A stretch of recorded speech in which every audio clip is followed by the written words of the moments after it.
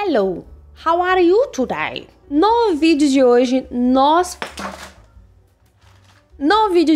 nós falaremos sobre um dos maiores casos envolvendo alienígenas no nosso país. Nós falaremos sobre o grande ET Bilau. Eu achava que o caso da grávida de Taubaté fosse um grande surto coletivo, até que eu fui pesquisar sobre esse caso.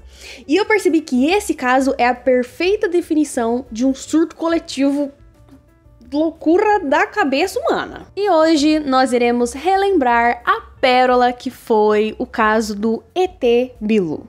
Vamos lá. Essa história começa em 2010 com uma reportagem do Domingo Espetacular. A matéria apresenta o nosso protagonista, Urandir Fernandes de Oliveira, que se dizia paranormal e ufólogo. No interior do Mato Grosso del Sul, ele organizava uma comunidade que dizia estar em contato com um extraterrestre. E eles não apenas viram o alienígena, eles conversavam com ele. O Urandir também tinha uma organização chamada Projeto Portal, que ficava numa fazenda, e naquela época, em 2010, esse projeto existia há 10 anos. Eu achei um site chamado Pegasus.portal, e eu não sei se esse site é oficial ou não, mas em 2010 eles postaram o seguinte texto, abro aspas. O Projeto Portal é uma associação cuja sede fica na ex-fazenda Boa Sorte, município de Corguinha. O lugar tem a especial importância para desenvolver experiências com as ciências paralelas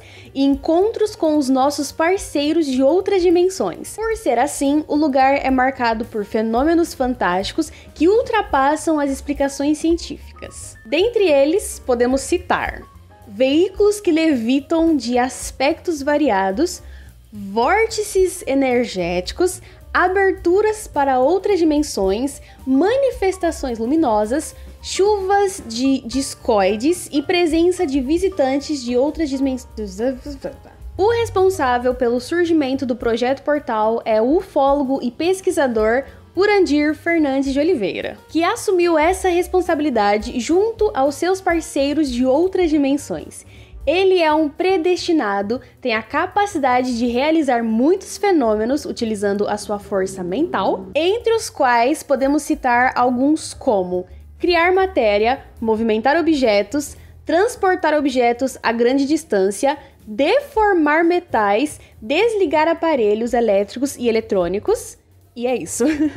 Hoje, essas demonstrações são feitas somente com o objetivo de mostrar para os observadores que a força mental é capaz de realizar façanhas que no passado eram mal interpretadas. Ele quer mostrar que o poder mental pode ser adquirido com a crença da nossa própria capacidade, desde que haja confiança nos mesmos e um treinamento direcionado. Fecho aspas. Enquanto eu lia, eu não sabia o que mais me preocupava. De eu ter sido enganada e eu caí num site falso, ou se esse site era real e as pessoas realmente acreditavam no que estava escrito ali. Aí, voltamos para a matéria do Domingo Espetacular. A matéria diz que o Projeto Portal se expandiu pelo Brasil e foi para São Paulo, e cerca de 6.000 pessoas todos os anos visitavam a sede no Mato Grosso do Sul, e eram pessoas de todas as idades, de todas as cores e sabores, e todo mundo queria ver o alienígena. Esses turistas gastavam mais de R$700 com alimentação, transporte e hospedagem, e por ano eles gastavam cerca de 4 milhões de reais, e esse dinheiro, boa parte desse dinheiro, ficava com o Projeto Portal. Eu não sei de onde eles tiraram essa informação, de onde saiu esse valor e essa base, mas eu sei que 4 milhões de reais é muito dinheiro. Além do transporte, da hospedagem e da alimentação, eles vendiam um curso, um treinamento para você melhorar suas capacidades mentais para entrar em contato com a puta que pariu. De acordo com o Urandir, e eu abro aspas, é necessário que a pessoa tenha o equilíbrio emocional, porque com o equilíbrio emocional ela consegue manipular as leis universais, o mundo à sua volta. Fecha aspas. Em 1999, o Urandir entrou em contato com arquitetos e eles começaram um projeto de construir uma cidade seguindo as orientações de um extraterrestre. As casas precisavam ter um formato específico, aquelas casas de iglu, e elas também precisavam ser feitas com materiais específicos. O objetivo era que elas aguentassem catástrofes naturais, e aquela seria a cidade do futuro chamada de Ziggurats, que inclusive tem um site que ainda está ativo.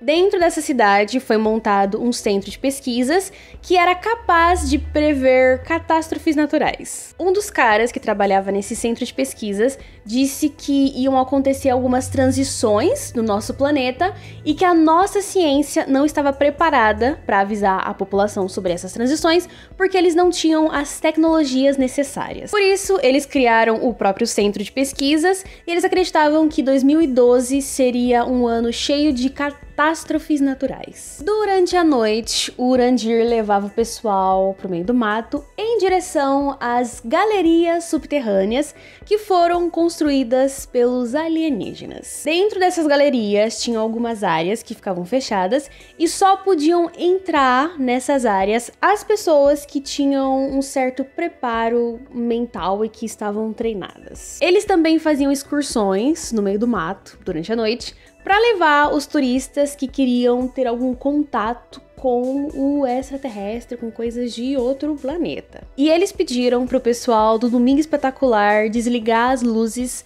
porque esse era um pedido dos alienígenas. E é nesse momento que nós conhecemos o ET Bilu. Apenas que você conhecimento. O ET Bilu, de acordo com o Urandir, era um intraterreno, ou seja, um extraterrestre que trabalha na Terra. Por isso, um intraterreno. E essa foi a reportagem do Domingo Espetacular. Agora, nós temos a reportagem do CQC. A reportagem da Record tem um tom de questionamento, obviamente, mas eles deixaram o cara falar, vai, conta aí pra nós, qual que é a DT Blau? Conta aí pra nós, essas casas de iglu aqui que você tá... O que você tá fazendo aqui nesse terreno? Conta aí pra nós. Então, vai, deixa o cara falar as abobrinhas que ele quer. A reportagem do CQC já teve um tom mais irônico. E quem vai até o ET Bilu é o Danilo Gentili. Aí, o ET Bilu e o Danilo Gentili batem mó papo, a gente descobre que o ET Bilu tem 410 anos, aí tem uma hora que ele fala que ele vai levitar e ele sobe numa árvore e liga uma lanterna. E essa reportagem foi completamente irônica, porque obviamente que não tinha nenhum alienígena. Eles queriam saber qual que era do Urandir, onde ele queria chegar com essa história de ET Bilu, por que ele tinha feito tudo aquilo? Qual que era o objetivo dele? Porque, obviamente, que não tinha um alienígena morando no interior do Mato Grosso do Sul. E quando eles chegaram lá, eles perceberam que era vendida uma experiência de outro mundo, uma experiência paranormal. O cara tinha comprado um terreno gigantesco, vazio, e ele estava começando a vender lotes para as pessoas ou construírem as suas próprias casas, ou então ele vendia aquelas casas prontas, sabe? Aqueles iglus, para as pessoas morarem lá e terem experiências paranormais, experiências com alienígenas, experiências de outro mundo. E os iglus, que ele dizia aguentar catástrofes naturais e que era... blá, blá, blá, blá, blá, blá, eles eram vendidos por 100 mil reais. Era um negócio gigantesco. O cara criou uma história, criou uma pseudociência, criou um alienígena, criou uma cidade, criou um centro de pesquisas, vendia treinamentos mentais para você se conectar com no seu que lá. Então, era um esquema gigantesco. Para gravar essa reportagem, foram 3 pessoas. O Danilo Gentili, o cameraman, e o João Mesquita. E o que eu vou contar para vocês agora foi o João Mesquita que contou num podcast. O pessoal do Projeto Portal queria que eles ficassem lá durante 5 dias. Só que o Danilo Gentili não ia ficar no lugar, não queria ficar naquele lugar por 5 dias. Então, eles negociaram 3 dias e eles aceitaram. No primeiro dia, não aconteceu nada e eles ficaram bravos porque não tinha sinal de internet e eles ficaram a noite inteira andando no meio do mato. E assim, eles sabiam que era palhaçada, eles sabiam que não tinha alienígena nenhum. E aí teve uma hora que o Danilo Gentili chegou pro Urandir e falou assim, olha, mano, a gente sabe que é uma palhaçada, a gente sabe que não tá ligado? Então se você puder, por gentileza, fazer o ET aparecer, a gente grava ele e a gente vai embora. Aí o Urandir teve uma discussão, né, entre o Danilo Gentili e o Urandir, e aí depois o Urandir disse, vou ver o que eu posso fazer. No dia seguinte, convenientemente, o Urandir não pôde acompanhar a equipe do CQC, e naquela mesma noite, o ET Bilu apareceu. Eles ficaram andando no meio do mato, e aí toda hora o ET Bilu trocava de lugar, falava assim, vamos subir a montanha, vamos botar lugar. E aí eles seguiam o ET Bilu de caminhonete. Aí teve uma hora que eles estavam numa área aberta, e o João Mesquita tava segurando uma câmera, e a luz dessa câmera tava acesa, mas tava apontada para outra direção. As únicas câmeras que eles podiam usar para gravar o ET Bilau eram aquelas câmeras de visão noturna, que deixa a imagem meio verde, meio bizarra, e não dá pra ver direito o que tá acontecendo. Então essa câmera que o João tava segurando era só pra pegar o áudio, se eu não me engano. E aí, ele começou a escutar desse lado de cá, eles estavam ali, né? E ele começou a escutar desse lado de cá uma movimentação, uns negócios esquisitos. E ele falou assim, mano, na hora que esse ET passar por aqui, porque ele sabia que era um cara fantasiado, na hora que esse cara passar por aqui, eu vou jogar a luz nele e aí eu vou pegar o cara. Dito e feito. O ET Bilu passou e ele jogou a luz na direção dele. Ele viu um cara usando um moletom, a cara pintada de verde, e ele tava usando um capuz. Ele descobriu também como o ET Bilu fugia. Nos braços do moletom, ele amarrava arbustos e ele segurava uma lanterna. Então, quando você olhava com a câmera noturna, você só via o brilho da lanterna e você não enxergava direito o que estava acontecendo. Então, pra fugir, ele desligava a lanterna e ele se escondia nos arbustos que estavam presos nos braços dele. E aí ele sumia magicamente, voltava pro céu, na nave espacial dele. Aí o João viu que não tinha como o cara fugir daquela situação e ele ficou com dó e apagou a luz. Aí ele meteu o louco e falou assim, Bilu, é você? Aí o Bilu respondeu, vai atrás do Danilo Gentili, que ele tá perdido, não sei o que lá. Aí o João foi atrás do Danilo Gentili, meio que deu uma disfarçada, e eles voltaram pra caminhonete. Nisso que entrou o Danilo Gentili, o cameraman e o João na caminhonete, ele disse, então galera, eu acho que eu acabei de filmar o ET Bilu e eu tô achando que era o Urandir disfarçado. Só que eles ficaram em choque, porque eles iam pro refeitório, que eles estavam dando uma sopa de não sei o que lá. E como que eles iam aparecer nesse refeitório? Porque eles tinham acabado de descobrir o maior segredo do ET Bilau. Eles ficaram com medo dos caras fazer alguma coisa, porque eles estavam no meio do mato, eles estavam sem sinal de internet e eles tinham acabado de descobrir o maior segredo daquela falcatrua. Então, o que foi que eles fizeram? Eles foram embora. No caminho pra casa que eles estavam dormindo, eles passaram pelo refeitório e tava um clima tão gostoso, aquele clima tenso. E aí o João abaixou o vidro da caminhonete e falou assim, então, queridos, a gente tá indo dormir porque amanhã cedo a gente tá indo embora, viu? Um abraço. Beijo. Subiu o vidro e eles, foram embora de lá, nem olharam pra trás, vazaram. No final das contas, eles olharam a câmera e eles não conseguiram gravar o cara fantasiado de ET Bilu. Eu acredito que os turistas que iam lá, eles realmente acreditavam naquela história, porque as pessoas adoram ser enganadas e as pessoas adoram acreditar que são especiais. E o que eles faziam é o que toda seita faz, que é isolar as pessoas e encher elas de miticismo. O Projeto Portal, ele não obrigava as pessoas a ficarem na fazenda, eles não obrigavam as pessoas a comprarem os lotes, eles não obrigavam as pessoas a irem até lá e falarem com um alienígena no meio do mato durante a madrugada. Só que eles contaram uma história tão bem contada que as pessoas quiseram acreditar. Mesmo por mais absurdo que fosse, por mais bizarro que possa soar um alienígena falando pra você buscar conhecimento às 3 da manhã atrás do mato. É absurdo, é bizarro, mas as pessoas gostam de coisas bizarras. Então, no final das contas, todo esse teatro de alienígena e cidade do futuro e não sei o que lá, só tinha um objetivo.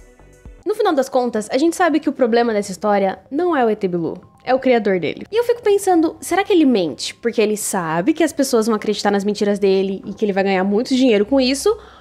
Ou será que ele realmente acredita nas coisas que ele fala? Ou então, será que ele mentiu tanto que ele começou a acreditar nas próprias mentiras. Porque vamos lá, ele ou alguém se fantasiava de ET Bilu e aí ele enganava as pessoas em 2010, muita gente acreditou, ele ganhou muito dinheiro com isso, só que ele não parou por aí, ele continuou com a pseudociência dele, sei lá que diabo é isso. Ele criou uma mini cidade, ele criou um observatório, ele criou um centro de pesquisas. Ele vendia casas em formatos de iglu e dizia que elas iam resistir a catástrofes naturais e que as pessoas teriam experiências paranormais. Ele vendia cursos pra você aumentar a sua capacidade mental e se conectar com o outro lado e não sei o que mais lá das quantas. A história não era só sobre um ET que morava no interior do Mato Grosso do Sul. Era toda uma fantasia.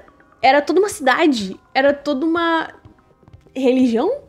Podemos chamar de religião? Depois do ET Bilu, ele fez um documentário chamado Terra Convexa, onde ele questiona o formato da Terra. Ele criou o ecossistema Dáquila, que é o combo da cidade do ET Bilu, lá no Ugaros, não lembro o nome, e a faculdade Dáquila de pesquisas de não sei o que lá das quantas. E aí, desse ecossistema Dáquila, surgiu quem?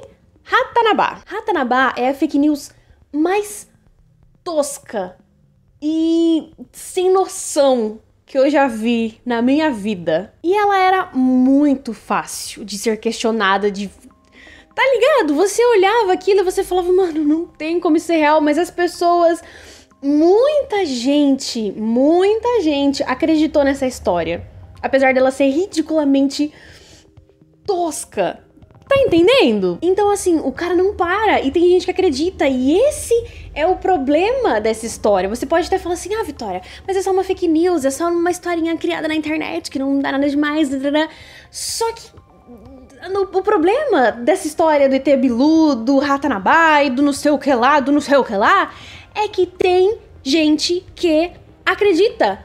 Esse é o problema. Quando eu fui atrás da história do ET Bilu, era só pra ser um vídeo engraçado, um vídeo sobre uma história tosca, um vídeo sobre, tipo, a grávida de Taubaté, que era uma fake news, mas era diferente, entendeu? Essa história, o buraco é bem mais embaixo.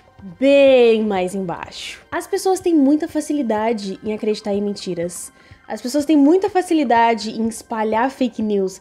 As pessoas têm muita facilidade em acreditar que são especiais e qualquer pseudociência e miticismo e não sei o que lá, e o herói que vai mudar o país, qualquer idiota assim que aparece, essas pessoas compram essas ideias e esse foi o vídeo de hoje. Eu espero que vocês tenham gostado. E o meu pedido é não seja burro. Para de ser burro, cara. Pesquisa as paradas, vai atrás das informações. Para de acreditar em qualquer merda que te falam, pelo amor de Deus. Ai, gente, pelo amor de Deus, eu não dá. Tem coisa pra mim que não dá. Não seja burro, galera. Não sejam burros, por favor. Muito obrigada se você achou até aqui. Muito obrigada pela sua companhia. Muito obrigada pela sua audiência. E é isso. Se inscreva. Dê like, me siga nas redes sociais, Instagram, @eu_Vitória, Twitter, Vitória_Alves, tem TikTok, Vitória_Alves, tem no Wattpad, Vitória_Alves, e eu acho que é só isso que eu tenho de rede social, não lembro se eu tenho mais. Enfim, um beijo, se cuida, nos vemos, não sei, mas nos vemos em breve.